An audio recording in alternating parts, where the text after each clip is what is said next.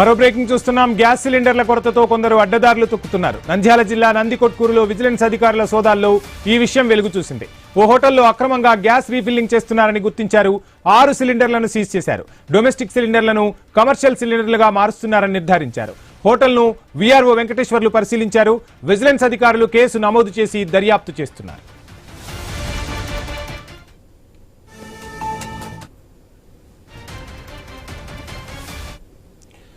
Gas సిలిండర్ల కొరతతో కొందరు అడ్డదారులు తొక్కుతున్నారు. నంద్యాల జిల్లా నందికొట్కూరులో విజిలెన్స్ అధికారుల సోదాల్లో ఈ విషయం వెలుగు చూసింది.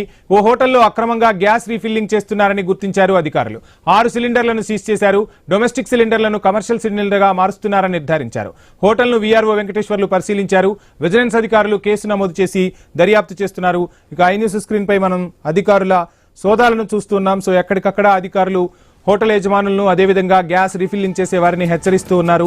డొమెస్టిక్ సిలిండర్లను హోటల్స్ కు వినియోగించవద్దంటూ కూడా సూచిస్తున్న పరిస్థితి. సో అలా వినియోగిస్తే కఠిన చర్యలు తీసుకుంటామంటూ కూడా ఒకవైపు అధికారులు చెప్తూ ఉన్నారు, గ్యాస్ ఏజెన్సీలు కూడా చెప్తూ ఉన్నాయి.